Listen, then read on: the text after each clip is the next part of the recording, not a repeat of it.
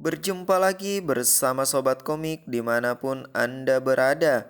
Kali ini Mimin akan menceritakan komik dengan judul Invincible of the Ash. Mimin ucapkan terima kasih kepada teman-teman yang memberikan like dan memberikan komentar positif. Jangan lupa menekan tombol subscribe agar teman-teman mendapatkan notifikasi jika ada video terbaru. Tanpa berlama-lama, langsung saja masuk ke alur cerita. Dikisahkan ada seseorang yang memiliki kecerdasan luar biasa dan kecerdasan bela diri yang dianugerahi oleh langit.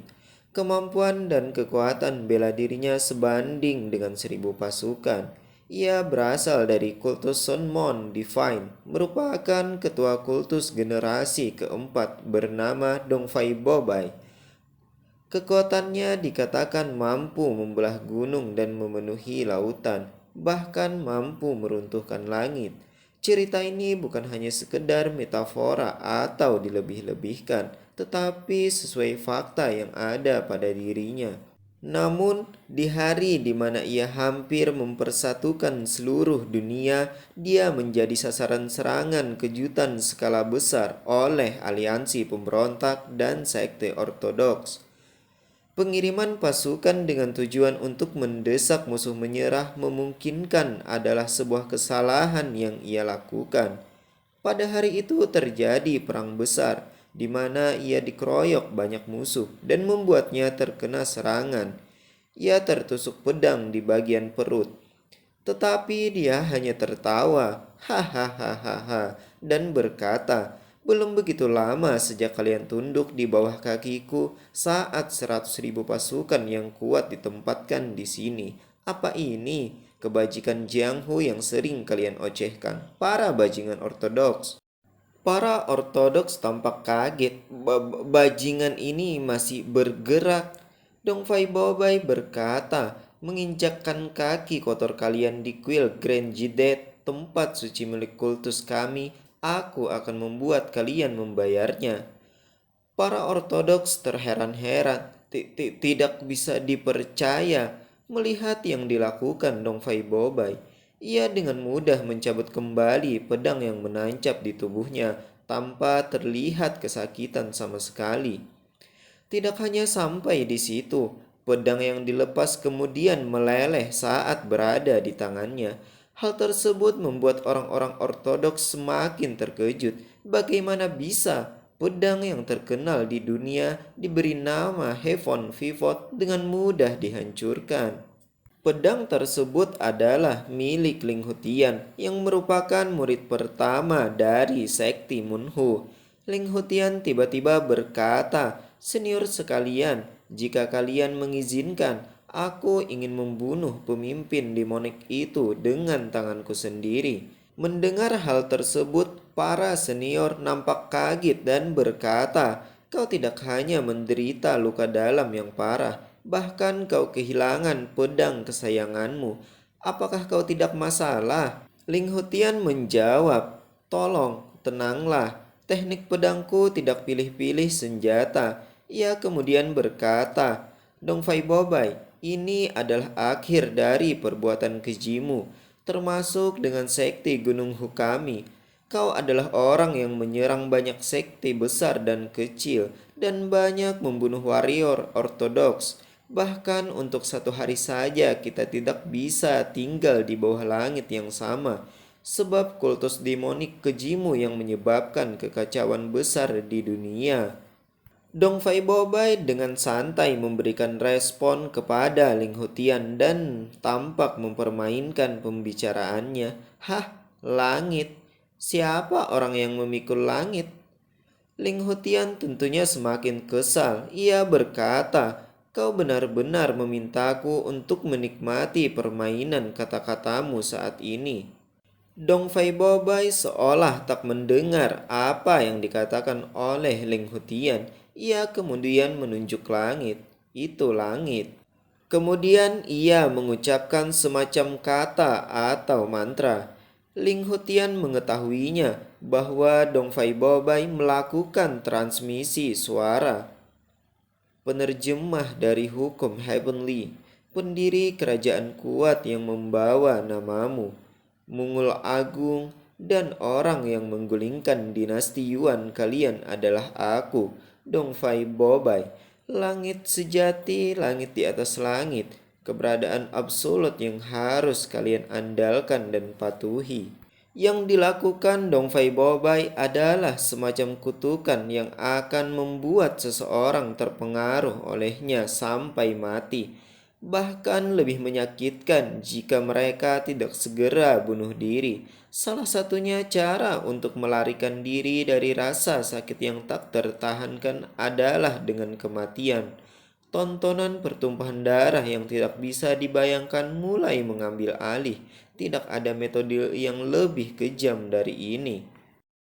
Setelah melakukan transmisi suara, semua orang yang berada di medan perang telah mati, terkecuali Ling Hutian.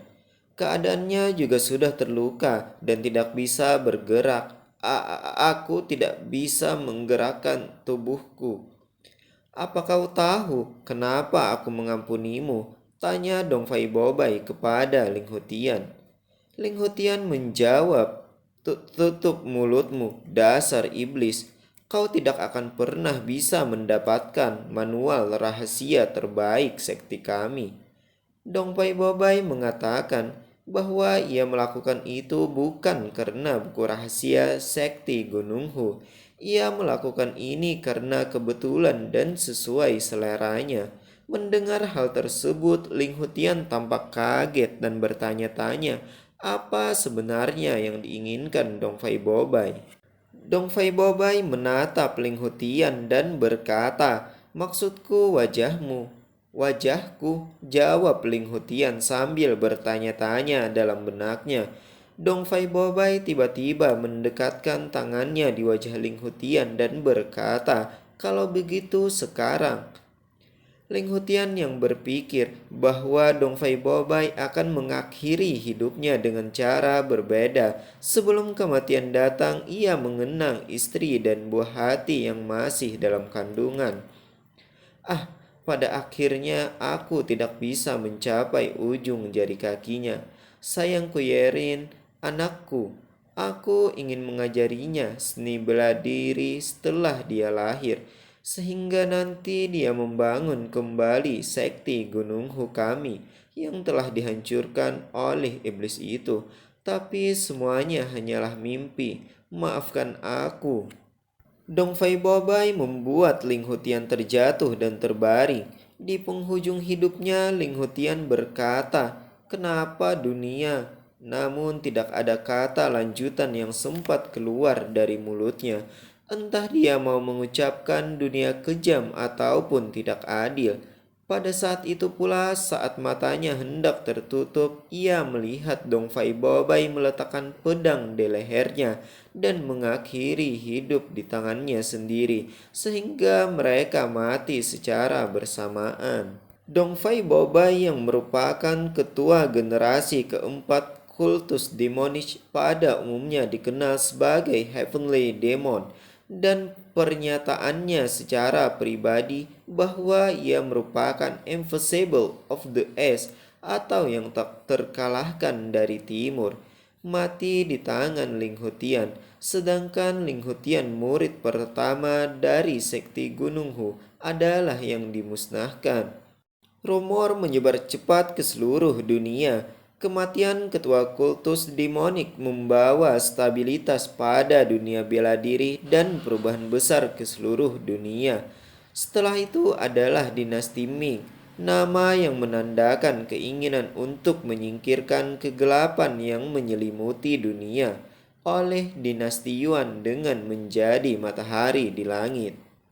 Seorang anak muda terbaring tanpa sehelai kain apapun, tangan dan kaki dalam keadaan terkunci dan mulutnya ditutup. Dia berusaha ingin melepas dari pasungan tersebut. Di sampingnya ada seorang pria yang tampak tua. Pria tua tersebut berkata, "Ya, seperti yang diperkirakan, kau pasti ketakutan." Sejak dulu dikatakan bahwa anak yang lahir atas pemberian dari orang tuanya, jika ia tidak merusak tubuh, rambut, dan kulit, adalah awal kesalehan anak tersebut. Namun yang dialami pria tua tersebut adalah kebalikan dari ucapannya. Ia kehilangan anggota tubuhnya dalam perang saat membela negara. Oleh karena itu, pria tua berkeinginan memotong benda terpenting si anak muda. Pria tua mengatakan hal tersebut atas dasar kemauannya sendiri. Pria tua bertanya, "Apa ini pertama kali kau melihat Kasim sepertiku? Aku tahu ada orang sepertiku juga di dinastimu." Sambil memegang alat pemotong seperti celurit, pria tua berkata, "Karena kau sudah dibawa ke sini, tidak ada jalan lain. Ini bisa dianggap sebagai takdir. Jadi lebih baik kau memikirkan masa depanmu. Sekarang kau akan menjadi Kasim yang benar." Pria tua tersebut benar-benar memotong kemaluan si pemuda. Dalam pikiran pria tua, kelihatannya nanti pemuda ini akan bisa membesarkan namanya sendiri. Pemuda tersebut tampak cemas dan histeris atas yang dilakukan si pria tua kepada dirinya. Seseorang bernama Ling Hojiong tiba-tiba terbangun dari tidurnya. Ternyata cerita sebelumnya adalah mimpi buruknya. Ia berkata, "Sudah berapa kali aku mengalami mimpi sialan ini. Kudengar beberapa orang diajarkan skill rahasia ultimate di dalam mimpinya. Tetapi kenapa cuma aku yang memiliki mimpi ini? Mungkinkah seseorang menaruh kutukan?" Akibat olah Ling Hojiung yang tampak berisik, orang di sebelahnya terbangun. Ia bernama Wei Jesyung yang merupakan murid tertua sekti Gunung Hu yang dipulihkan kembali. Ia berkata, "Apakah sulit tidur dengan tenang? Dasar bajingan tidak berguna." Mendengar ucapan tersebut, Ling Hojiong meminta maaf. "Maafkan aku kakak senior pertama karena mimpi burukku." Belum selesai berbicara, Wei Jesyong langsung memotong pembicaraan dan berkata, "Aku tidak peduli tentang itu. Jika kau membuat keributan sekali lagi, aku akan membuatmu tidur di luar." Ling Hojiong menjawab, "Ya, aku akan mengingatnya."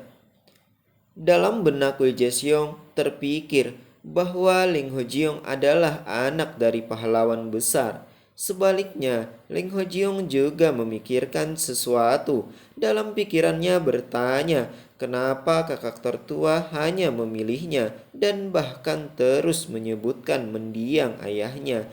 Jika dirinya berasal dari keluarga biasa seperti anak-anak yang lain, seharusnya kakak tertua juga memperlakukannya dengan kasar seperti anak lainnya. Ling Hojiong juga teringat bahwa besok adalah hari ulang tahunnya. Pagi telah tiba. Kaisar Hongwu berusia 12 tahun. Sekarang tahun 1379. Tepat 14 tahun setelah pahlawan besar Ling Hutian meninggal dan dikenal sebagai orang yang mengeliminasi ketua kultus demonik jahat Dongfai Bobai. Ling Hojiong yang merupakan putra dari pahlawan besar dipercaya dapat memulihkan kembali sekti Gunung Hu. Pagi-pagi terdengar suara teriakan, "Berapa lama lagi kau akan tidur? Apa kau tidak segera bangun?" Ternyata Ling Hojiong kesiangan bangun dari tidurnya. Ia segera bergegas. Melihat hal tersebut, salah satu senior yang lain berpikir dan merasa adalah hal yang sungguh keterlaluan jika Ling Hojiong dipilih kembali apabila mengingat kejadian kemarin. Melihat Ling Hojiong yang mendapatkan marah, senior yang bernama M. Ching Yum dari belakang menghampiri dan menepuk pundak Ling Hojiong. Ia berkata, "Semangat Yung, kakak senior pertama mungkin melakukan ini untuk kebaikanmu." Ling Hojiong pun mengucapkan terima kasih. Ling Hojiong berpikir meskipun Im Cheong Yong memiliki skill yang paling mencolok di antara peserta pelatihan yang lain, namun ia begitu baik. Bakat tersebut membuat Ling Hojiong merasa iri. Saat Ling Hojiong sendirian, Wei Jasyong yang merupakan kakak senior pertama bertanya, "Kelihatannya kau memiliki masalah tidur belakangan ini. Mimpi buruk seperti apa kau semalam?" Mendengar pertanyaan tersebut, Ling Hojiong tampak kaget dan bingung harus menjawab apa. Ia berpikir apakah harus menceritakan bermimpi kehilangan kemaluannya dan menjadi kasim setiap hari. Namun ia memilih untuk menutupinya karena jika ia memberitahu mimpi tersebut mungkin saja dia dianggap jadi orang aneh dan dipanggil idiot. Karena Ling Hojiong belum memberikan jawaban apapun membuat Wei Jasyong bertanya kembali, "Kenapa kau tidak mengatakan apapun?" Melihat Ling Hojiong yang tampak bingung dan hanya hahu-hahu saat ditanya, membuat Wei Jasyong tampak geram dan berkata, "Cih, lupakan saja, dasar idiot." Ling Hojiong tampak kesal karena dipanggil idiot. Wei Jasyong pun kemudian meninggalkannya. Tepat berada di lapangan, Wei Jasyong dalam pikirannya berkata, "Sekte ortodoks egois sialan. Saat sekte Gunung Hu Agung diambang kehancuran, apa yang dilakukan para bajingan dari Serikat Sembilan Sekte Besar yang banyak bicara tentang mengejar tujuan besar dan berbagi kesulitan? Tidak ada. Itulah kenapa kau harus lebih kuat, Ling Hojiong. Saat ini kau masih terlalu lemah untuk bertahan di dunia yang keras ini." Meskipun Wei Jasyong bukan merupakan murid langsung dari Sekte Gunung Hu, ia dengan masternya Nun Seong selalu memikirkan dirinya adalah anggota dari sekte yang sama. Saat berada di lapangan bersama peserta latihan, Wei Jasyong menyampaikan bahwa duel sore akan dibatalkan. Pertarungan akan dilakukan pada besok hari. Ia meminta bahwa hari ini fokus pada latihan Sikharmenis Art, dasar teknik kultivasi energi Ai, Sikti Gunung Hu. Teknik tersebut merupakan satu-satunya cara untuk memurnikan pikiran dan tubuh. Salah seorang peserta latihan bernama Iom Song Ai berkata, tapi itu terlalu membosankan. Jika kau tidak ingin melakukannya, kau bisa membersihkan aula Tios atau tempat latihan untuk persiapan acara besok, ucap Wei Jasyong. Song Ai menjawab, Tentu saja tidak, kakak tertua. Aku akan melakukan yang terbaik untuk latihan." Wei Jasyong menanyakan kepada peserta latihan yang lain, yakni Jun Diup, "Bagaimana denganmu?" Jun Diup mengatakan bahwa ia sudah mengatur pernafasan, tetapi Wei Jasyong mengejeknya. "Kau terlihat seperti monyet yang mencoba meniru manusia." Jun Diup pun tampak gemetar. "Bagaimana bisa kau membangun pencapaianmu jika terus berlatih seperti ini? Banyak dari kalian bahkan tidak bisa melakukan dasarnya. Jadi ini terakhir kali aku akan mencontohkannya." Pusatkan Ki-ai di tempatnya. Satukan tangan dan atur pernafasan adalah dasar. Tahap selanjutnya adalah menarik nafas dengan tenang melalui hidung dan mengeluarkan energi lama melalui mulut. Wei Jasyong mengatakan bahwa peserta latihan harus mengingat perintah dan memperhatikan bentuk mulut. Ia meminta untuk mengulanginya sebanyak 30 kali. Selanjutnya adalah mengucapkan prinsip dari Sikharmenis Art. Bayangkan momen ketika langit dan bumi serta 4 penjuru menjadi satu. Kalian bisa mulai dari titik kecil. Titik itu secara bertahap akan berkembang. Desik Harmenis Art adalah teknik yang mengisi kegelapan di dalam hati dengan cahaya Ulangi proses ini dengan kemampuan terbaik kalian. Dari beberapa peserta latihan, Wejasyong menilai bahwa yang dilakukan Cheongyom jauh lebih baik dibandingkan ia sewaktu muda. Sirkulasi yang dilakukan Cheongyom tampak sempurna tanpa hambatan apapun dan terlihat terus membangun energi dalam kiainya. Sedangkan yang lain kurang layak dilihat.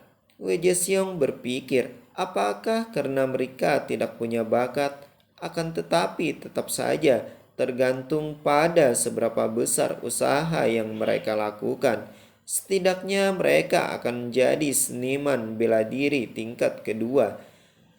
Jika mereka mampu lebih baik, maka akan menjadi seniman bela diri yang pertama. Namun sayang sekali, hanya saat sekti kami punya banyak orang kuat, keinginan master kami akan terpenuhi. Wejesyong yang terfokus pada Cheongyom dan peserta latihan yang lain tiba-tiba dikagetkan dengan Leng Hojiong yang tampak berubah dan seakan bukan dirinya. Apakah Leng Hojiong berhasil melakukan Sek Hermenis Art dengan sempurna? Tonton cerita selanjutnya.